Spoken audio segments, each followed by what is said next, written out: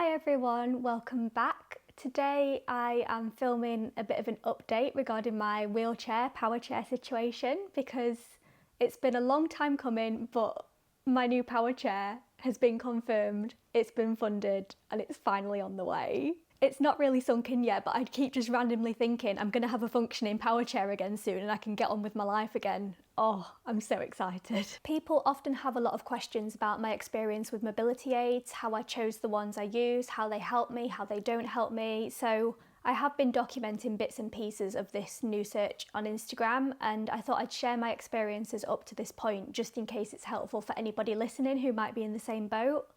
So in this video, I'm going to talk about the power chair I chose, how I chose it, how I funded it, and basically what happens next. But if this is the first time we've met, hi, my name is Pippa. It's really nice to have you here. I am a 20-something-year-old based up in York, and I work as a writer, a blogger, speaker, comms consultant, and I've been using a power chair since 2018, so for the last six-ish years. There is another video on this same YouTube channel that talks about my experiences using mobility aids with ME/CFS, which is the condition that affects me the most. That goes into the whole backstory about how and why I use mobility aids as somebody with an energy limiting condition, how they help, how they don't help. So if you are new here, I would actually recommend watching that one first. My previous power chair was the Eden Comet from Eden Mobility, although that same model of chair is available from other manufacturers under different names. I got that chair in 2018, and before then I didn't really have any experience of using an electric wheelchair. I had one transit wheelchair from NHS Wheelchair Services, but as any of you will know if you've had one, that can only take you so far really when you're trying your best to live an independent life. There are two main reasons why I needed to start looking for a new power chair. The first one being that my health situation has changed a lot. So I am actually using a power chair more than I thought I would be, but in my case that's actually a positive thing, because when I got my first power chair I really struggled to leave the house. So I was only using it quite lightly every now and then. It definitely wasn't a regular thing. And thanks in part to using mobility aids, I have been so lucky and I have experienced a bit of improvement in my condition. So although it's the case that I still can't go out as much as I would like to, I am able to do more than I could back then, and that in turn means that I'm using a power chair more, and I need something that's a bit more robust and can keep up with this new pace of life that I live now. At the same pace that my own health has improved, the health of my previous power chair, who I called Janice, Janice is the name I used to refer to her, just in case you're confused. Janice has experienced quite the decline, especially over the last couple of years. Yeah, the quality of the chair has massively declined. I can't really get up ramps to get on the train. I can't get down ramps on the bus. Funnily enough, going on the bus is fine, but coming down the ramp, she will have a breakdown. Yeah, multiple meltdowns whenever I leave the house in Janice now. Genuinely becoming quite unsafe to use as we got to this end point. I'd get on public transport and the brakes are failing, so the bus would go round a corner and I would go with it. Just not good, and I shouldn't have been using that power chair, but as we'll go on to talk about, that has been my only option for the last year or so. I should have started this process much sooner than I did.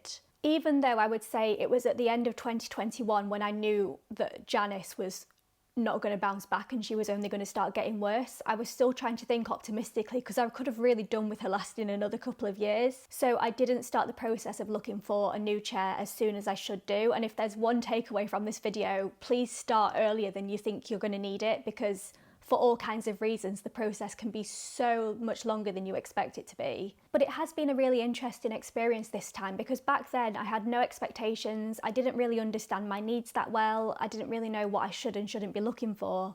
Whereas now I have a lot more lived experience, and I really think that's helped me to identify the power chair that's going to be the best fit for my life right now, and that's what we're going to talk about a bit today. So the first thing we're going to talk about is how I chose a new power chair. There are so many different models out there, they've all got different features which lend themselves well to people in particular circumstances or with particular needs. So this is how I went about figuring out which one was the right fit for me now.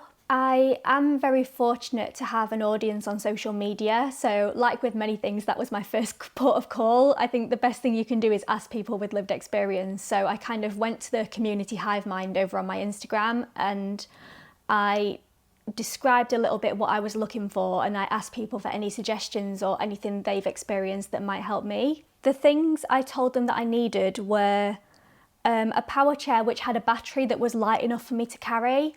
The one on the Eden Comet, oh my God, I cannot tell you how heavy that battery is, and it has been so painful, especially given that where I have to store the wheelchair, I have to pick it up and carry that battery to get it to a plug socket to charge up.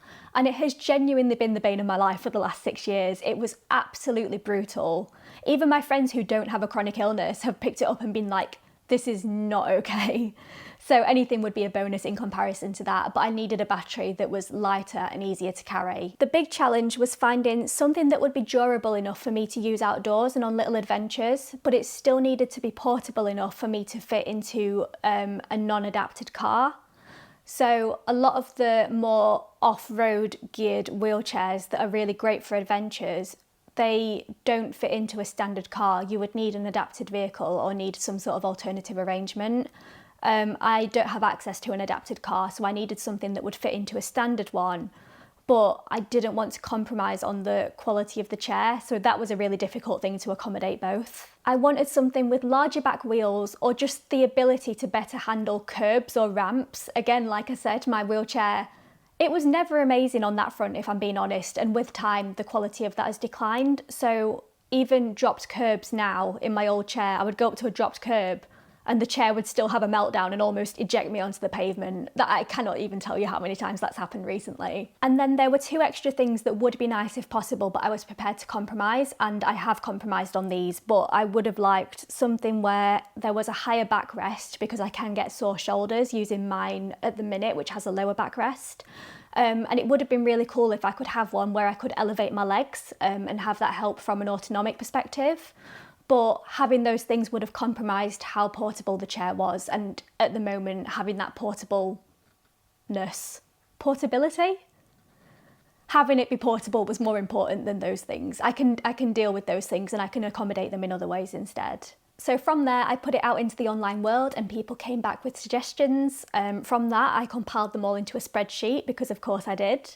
But it was really helpful to hear not just about the features that they had and how people had found them, but also their experiences and interactions with like customer service and maintenance and insurance. I should say as well that at this early research stage, I wasn't thinking too much about the costs and the funding. I wasn't ruling anything out based on the cost alone, even though I knew I would probably have to do that further down the line, because my specific situation, funding was never guaranteed, and there was a very big chance that I was going to have to fund this wheelchair myself. Luckily, I did manage to get some funding in the end, and we will come on to that, but yeah, I wasn't really considering that too much at this point in time. The other thing I did at this point in time, and this is the thing I would just recommend so much to anybody trying to find the right mobility aids for them, is I contacted an organisation called Access Your Life, and they are absolutely brilliant, and they exist to match individuals with the correct mobility aids and equipment that can just enhance their life and fit the needs that they're looking for. And they are also this fountain of knowledge about different sources of funding, different grants, different options people might need to go down in order to get them funded, and they're just really knowledgeable and useful people, and they've helped me a lot throughout this whole process. And it's free at the point of use for individuals as well, so you can't go wrong really. To start that process off, I filled out the wheelchair request form on their website. They had also seen the Instagram post I'd put up, so that was really helpful. And from that information that I provided, they came back to me with a range of suggestions, and for each one, they provided a little bit of information, and they also detailed the pros and cons of each, which I found was really helpful. I will go into more depth about each of these things, but as an overview, the original suggestions they came back with was 1 power chair, 2 folding power chairs, and 1 manual chair with a power add-on that they recommended. I don't mind telling you that I was prejudiced against the manual chair with the power add-on right from the beginning, and I don't know why, but I've just never really seen that as a solution for my particular needs. So I kind of went back to them and I said I'd probably want to rule that out at this stage, because I was worried that the thinner wheels would be less robust and less good on the sort of uneven surfaces that I find myself encountering quite a lot now. And the other thing I was worried about was how easy or difficult I would find it to physically attach the power add-ons to a manual wheelchair, given that I do also have a condition that affects my hands now. So I went back being like, yeah, I'm going to rule this out. And they came back to me and they gently pushed back on that. And they said, don't rule it out. I really think you should give it a try. And even though it wasn't something that I ended up going with in the end, I am so glad I did that. And I'm so glad I tried it out in person for reasons we will come on to shortly. The 2 folding power chairs I also ruled out at this stage, mostly because a lot of people had said that they weren't as good on uneven surfaces. And while they were convenient and they would fit nicely into a car, with a folding one, you're folding it up and picking up that piece as a whole to put it in the car. Whereas the one I've got at the minute and the one I'm going to get next, you break it apart into pieces and lift them in individually, meaning that the individual pieces are lighter. And the weight of the folding power chair, I think, would be too much for me to handle, given that I usually have to help whoever is loading it into the car, whether that's my mum or my friends. I don't think that was a realistic option for me, and I think the cons outweighed the pros in that sense. I am told that they are a good option for lots of people, the folding power chairs, especially people who might not need to use them as often or use them more lightly, like when they go shopping, and they are good for people with adapted cars. Like all of these things I've ruled out, all of them have benefits and all of them will be right for somebody else, but what I'm sharing today is just kind of my situation, and that's why I'm detailing it like this. In a diplomatic way, Access Your Life also confirmed that a lot of the experiences people had reported where they'd said it's a good chair but I've had bad customer service, they kind of reinforced that all of those things were valid. I wouldn't completely rule out a chair that would be great for me based on customer service alone, but I do also know from experience of my past chair that difficulties with customer service can be very frustrating and they can be energy draining, which is just not what you want when you're working with limited energy to start with. So once I had ruled out certain things and expressed an interest in another, the next step was they connected me with a supplier, and the supplier got in touch with me to arrange a demo day where they would come to my house and I would be able to try out some of these things in person, which was so exciting. It felt like Christmas the day that my demo day came. So in the end, I settled on 3 kind of different products or iterations. So in the morning I tried a manual chair with 2 different power attachments, and then in the afternoon I tried the power chair that I ended up getting from a different supplier. So I did them all in one day, but they were from 2 different suppliers. So they brought a manual chair with them because if I did decide to have a power add-on, I knew that I would need to get a new manual chair because a lot of the add-ons don't work with the NHS Transit wheelchair, which didn't surprise me, but it was something to bear in mind. So the chair they brought me to try was the Quickie QS5X manual wheelchair, and it was absolutely lovely. I really like that chair. I almost wish I hadn't tried it because the difference between that chair and my NHS one is sad. The first power add-on I tried in that chair, I did have to rule out almost instantly because something had got a bit lost in translation here. So the suppliers who brought the equipment thought that I could self-propel, and even on the day when I explained that self-propelling isn't a realistic option for me because of my fatigue and condition management, they were still quite insistent that I tried these eFit electric wheels. Yeah, power assist wheels. So they go on the wheels of a manual chair and they are powered, so it gives you a bit of extra oomph when you're self-propelling, and while that does take away a little bit of the exertion of self-propelling, it definitely doesn't replace it. And to be honest, the interaction left me feeling a bit meh, a bit sad, because they definitely put people my age who could self-propel on a bit of a pedestal against people who couldn't, so I kind of felt like I was a little bit less because I couldn't do that. But I did try it for 30 seconds, and while it was nice, it was definitely not feasible, and I ended up with pain in my arms and post-exertional malaise for the next couple of days. Because would you believe it, I knew what I was talking about and I knew my access needs. But we all get coerced into these things sometimes, don't we? The other power add-on that was recommended to me by Access Your Life was a much more realistic option. Unfortunately, they didn't have one available to bring up north for a demo day, so I never got to try it out. But the one they recommended was the Benoit, Benoit, Benoit. And that basically attaches to the back of a manual chair, but you can still drive it with a joystick, so you don't need to self-propel. And that's had really great reviews, and a lot of people speak really highly of that, so it seemed like a really great option, but unfortunately I never got to try it for myself. What they brought instead was something else that I didn't know was coming, and that was a tri-ride power attachment. Now these are the ones that look like a trike, and if I'm totally honest, these have never appealed to me, purely because, well, not purely because, but mainly because I don't really like how they look aesthetically, and I get that that's not a valid reason in comparison to access needs, but I always think they look quite bulky, and I always wonder about how that would be from a convenience perspective. But I've heard that they're really good with like off-roading and adventures, and obviously that bit really appealed to me, so I did try it out. And oh my god, I absolutely loved it. It was so good having the tri-ride on the good quickie manual wheelchair. I was outside my flat in the car park, flying around the building, I can't even tell you how much I enjoyed it. It was such a cool feeling, and that completely like altered my perceptions of it. Yeah, I absolutely loved it, and I did actually really seriously consider whether that could be the way to go. Ultimately, the things that swung it for me were the benefits of using a manual wheelchair with a power add-on from a convenience perspective were kind of cancelled out by the fact that the tri-ride is very heavy to pick up, and I did struggle to pick it up on my own, so it wasn't much better than a power chair in that sense. And what was the other thing? And yeah, it was the same thing again with my hands. I was worried that it would be a bit too fiddly for me to attach if my hands were doing the crazy flaring thing that they do at the most inconvenient times these days. I believe I was also supposed to try something called a free wheel, which is kind of like a lighter version of the trike, and it definitely doesn't look as big and bulky, so it might be lighter to pick up.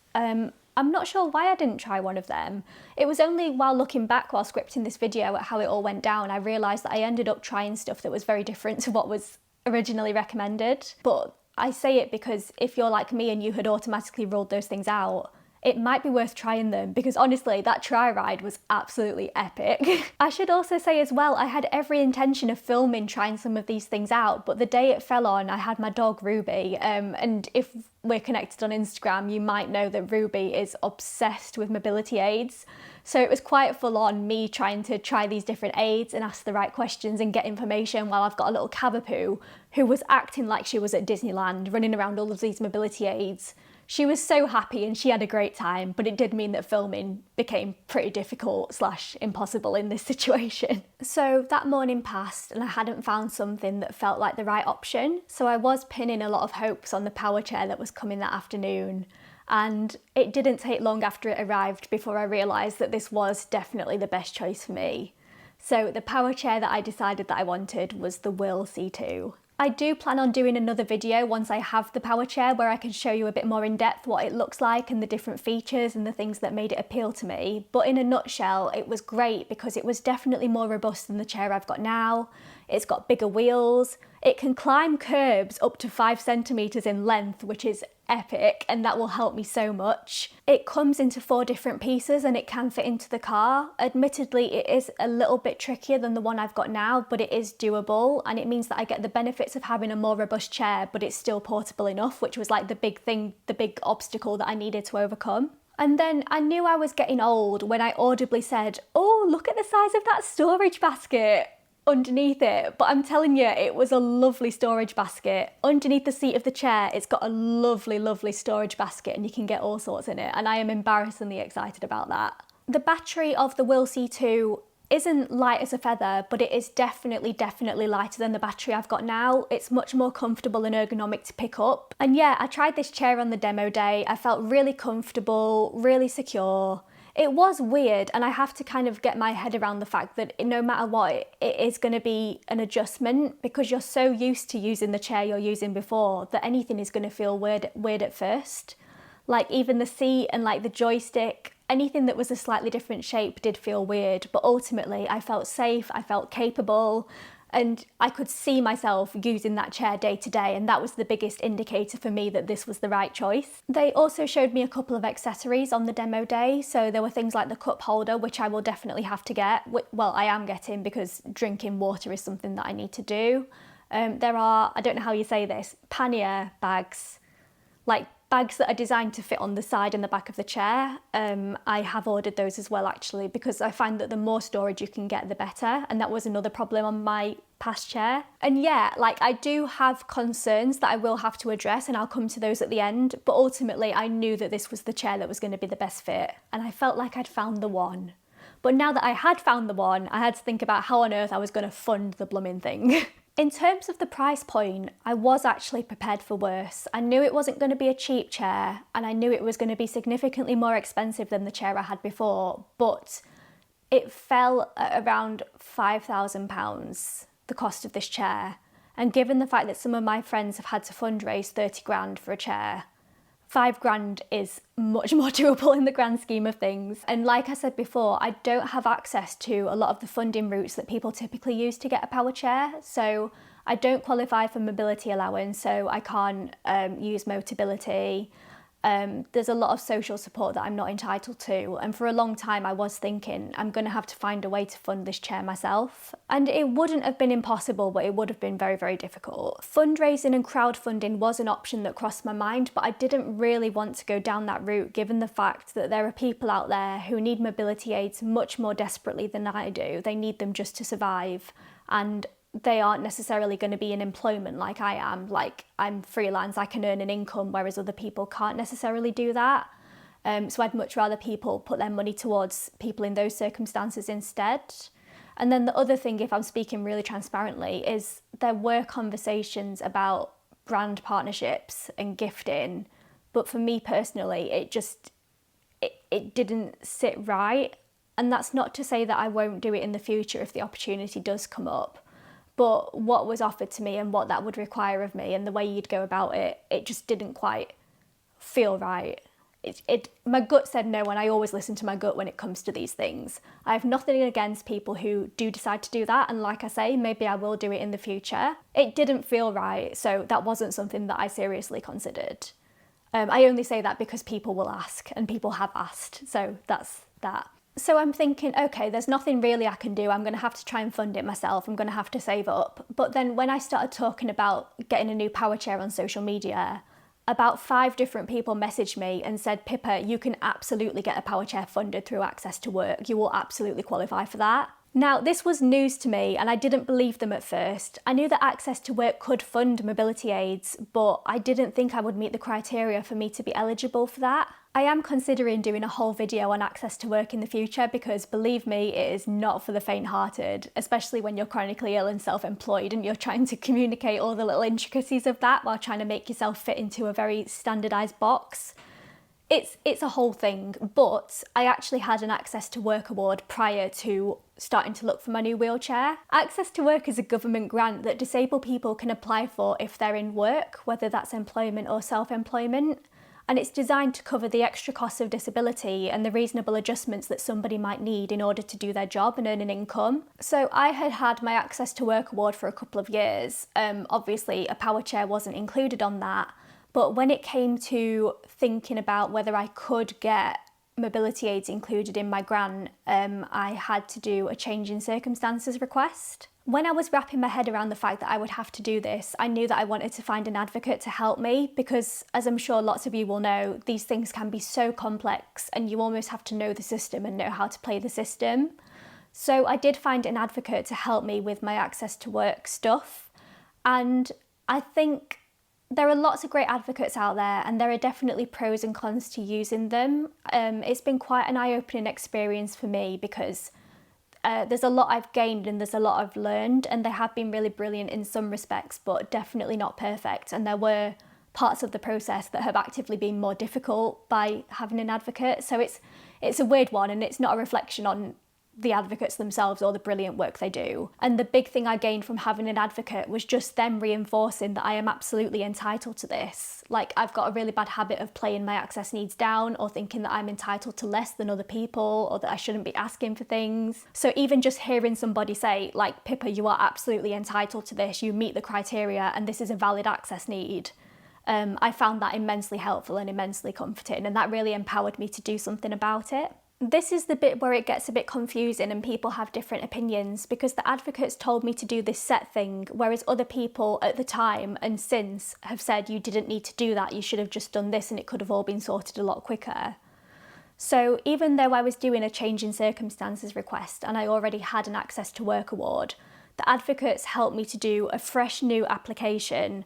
And when the application was looked at, they said they would see your old award and treat it as a change in circumstances instead. But then I've also had people tell me you don't need to do that fresh award and you don't need to go through that massive waiting list again. There are people who rung the phone number and had a new power chair funded within 10 days. And as you'll go on to find out, that was very much not what happened with me. So I put in that fresh Access to Work award in October 2023, around the same time that I'd done the demo days. I completed the form, the advocate helped me to do that, and I sent that off, and I waited. And I waited, and I waited, and I waited. It will come as no surprise that there is a massive backlog for Access to Work applications. It's usually like 4 or 5 months between someone submitting and someone looking at the application. During that time, the Powerchair that I was using was on the brink. It was on the edge. It was getting scary.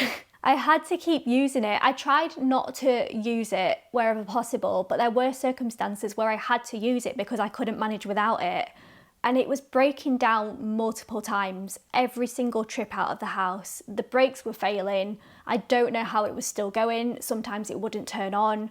And it was really scary. I shouldn't have been using it. And this is why I say I wish I had started this whole process sooner, because I didn't anticipate the wait being as long as it would be. And I don't know why, because I've done Access to Work before and I work in inclusive employment. So the wait times weren't new to me, but I don't know. I just wish I'd done it sooner rather than try to manage and muddle on for as long as I did. By the time December 2023 came round, it was in a dire state and it was just getting really urgent, and I contacted the advocacy service, and I kind of explained to them what people had said about how they'd done it this way and got it resolved almost instantly.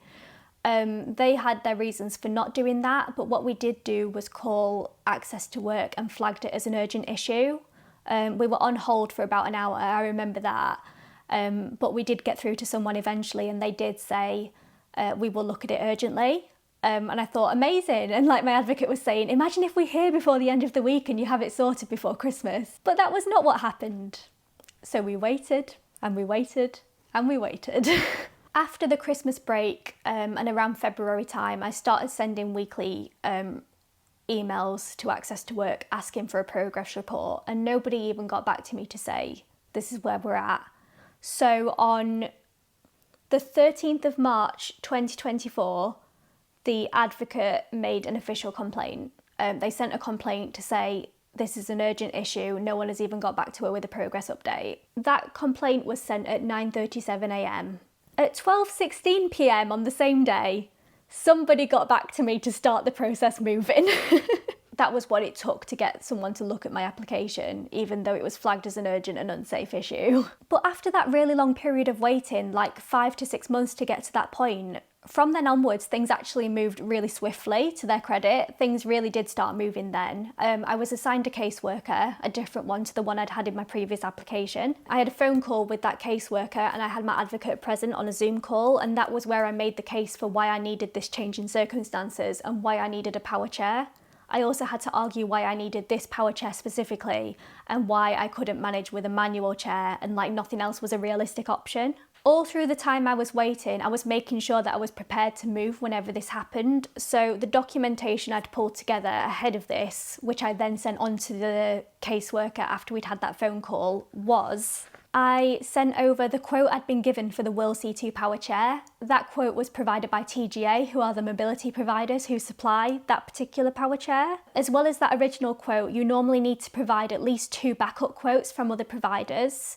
This can be a bit tricky if there aren't other providers, but Access Your Life, who are the amazing organisation I mentioned earlier, they helped me out and they provided those 2 additional quotes, which was incredibly helpful. And I also requested a letter from my GP surgery which explained why I needed a power chair and why I wasn't eligible for a personal wheelchair budget. The main reason being that I don't use a power chair inside the house, I only need it when I'm outside the house. I learned that it was important to make clear that you're applying to Access to Work because you can't get it funded elsewhere. So like I say, I had gathered all of this in advance, so the second we finished the call, I was like, here you go, here's all the stuff, do your thing.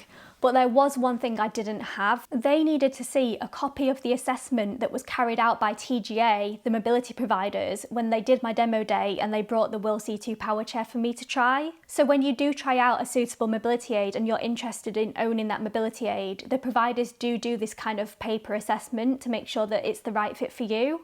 It's nothing like formal or accredited. Well, I suppose it is accredited in a way, but like it's just yes and no questions. And I didn't know that I would need to provide that. So I went back to TGA and they were amazing actually. They got it back to me as soon as humanly possible. They just did a photocopy of this paper assessment that they'd signed. And for some reason, that was the thing that swung it. That was the thing that Access to Work needed to see. They needed to know why this specific chair I had said was the right fit for my needs. And luckily, given all the research I'd done before, I knew it was the right fit for my needs, but they needed it in black and white to see it for themselves in order to take it further. So by this point, things are looking optimistic. It's looking good. The last thing I had to contend with was the Access to Work contact came back to me and they said, if you're just using this wheelchair for work, how are you getting around the rest of the time? Because their sort of premise is we are funding equipment that helps people with their job. It's not necessarily we are funding equipment that helps people with their life. So I did try and get some advice on this. And again, I'm going to talk really transparently. A lot of my friends had told me to say, I'm just going to use the wheelchair for work. I won't use it outside of work because that's the way to get the full amount funded. And a lot of people do that, and a lot of people said you are absolutely within your right to say that. But I knew that I wasn't comfortable with that, given that I knew that if I had a great chair like this, I would be using it for leisure purposes as well. I also knew that given the nature of my job and the fact that I do a lot of stuff on social media, I hated the idea of somebody looking at my social media and thinking I was somehow being dishonest. Even though a lot of the stuff I do online does fall under the umbrella of work technically, I just couldn't bear the idea of somebody thinking I was trying to swindle the system. So this is where the final element comes in. I didn't want to be self-conscious and I didn't want to feel like the use of a wheelchair was being policed, so I offered to pay the social and domestic contribution. Now, the social and domestic contribution comes into play when you're being provided with equipment, but the equipment could end up being used outside of a person's job. So it's kind of on like a pro rata basis. So Access to Work will fund a percentage of the cost that equates to the percentage of the time it will be spent in work versus the time it won't be spent in work. So from the perspective of a wheelchair, they work it out based on how many days a week you work. And this is where my not ideal work-life balance actually really came in and came to my advantage, because I do have to work 6 days a week. That is the price I pay for working reduced hours per day because of my chronic illness. I do have to work 6 days a week. But because I work 6 days a week, that means that Access to Work would fund 6/7 of the cost of the Powerchair, meaning that I would only have to pay 1/7 of the cost myself. And that is the social and domestic contribution.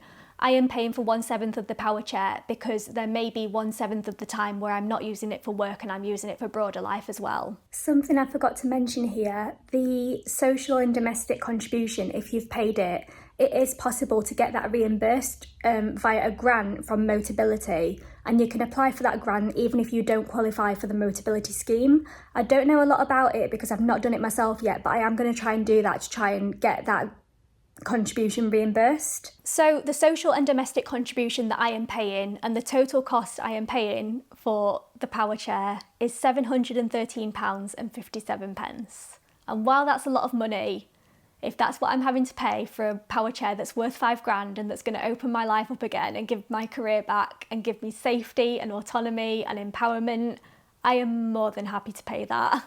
And also for the peace of mind of knowing that I haven't just said that I'm going to use it entirely for work. The peace of mind was a really important piece of the puzzle for me as well. I'm nearly done, I promise.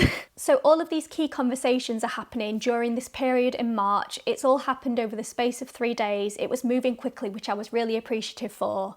But it was happening at a time when I felt so unwell and I thought, oh gosh, my chronic illness is bad at the minute. I wonder what's happening. On Monday, the 18th of March at 3 p.m, I got the email confirming that my Access to Work changing circumstances had been granted and I'd been given the proportion of funding for the Powerchair.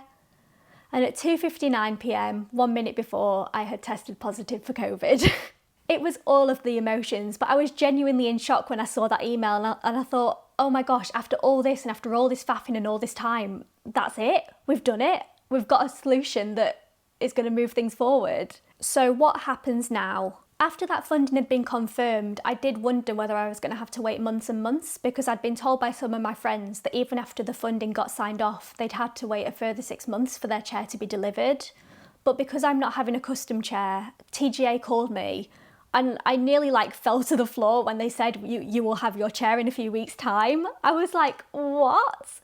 It's so crazy how all of it started moving so quickly just in the last month. At the time that I'm filming this video, my power chair is going to be delivered a week on from tomorrow. I could have actually had it a week sooner, but it would have clashed with my book launch. And again, because of my chronic illness, I have to pace myself quite carefully.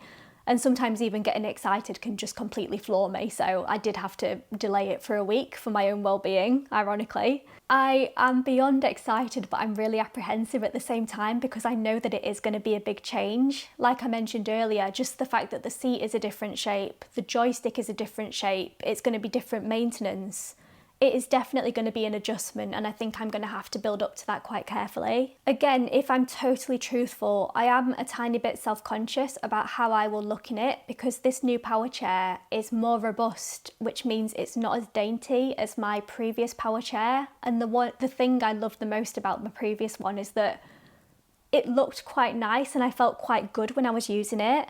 And I'm sure I will get to that point again with this one, but it's definitely bulkier and more visible. And I do think there's going to be an adjustment from like a mental and an emotional place as well. This is one of the most superficial things I will probably ever say on this YouTube channel, but I am quite sad because I couldn't get the colour panels that I wanted. With the Will C2, one of the really lovely things is that they do this quite big range of different colour panels for the side of the chair. The problem is, the two colours that I liked the most are the two that you can't get in the UK, which is blooming typical, isn't it? I fell in love with them before I knew that. I would have loved to have had the light blue ones, but you can only get those in Europe. To be honest, I don't really like any of the colours that you can get in the UK. I do like them and I think they look great on other people, but none of them felt like me. So the colour I ended up going for is ice white, and I'm just going to cross my fingers that I can get the light blue in the future. If any of you happen to be watching from Europe and you have access to like the Will C2 providers in Europe, please can we talk? I am more than happy to pay postage to make it happen. I have asked around my contacts here, but I can't make that happen yet, but maybe in the future. And obviously, like I say, that's very superficial. It's not the most important thing. My biggest concern at this point in time is probably that although the chair is portable and it's possible to get it in the car, it will be more difficult to get it in the car than it has been for my previous chair. And I suppose that's the price you pay for having a chair that's better all around, but I do think that will be tricky. I might have to problem solve that a bit once it gets here. I did actually have a look into the like floor hoists where you drive your power chair on and then you crank it up to the level of a car boot and you push it in.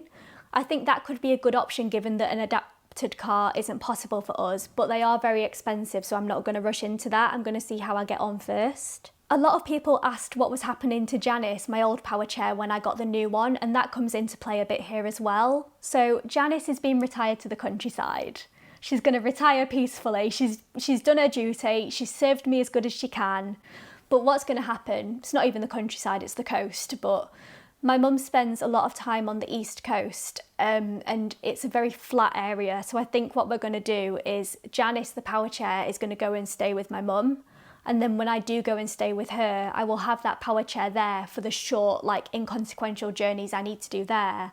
And that will save at least some of the times of us having to get the new power chair in and out of the car. There'll just be stuff to problem solve like there is for absolutely anything, and that's totally fine. I dread to think how long I've just talked for, and I know it can seem really overwhelming, but I hope hearing a little bit about my experiences maybe helps a little bit for anybody going through a similar journey themselves. I should have said this earlier, but I know how lucky I am to have this power chair coming at all because it could have so easily not been the case. Well aware of my privileges, especially in the disability community.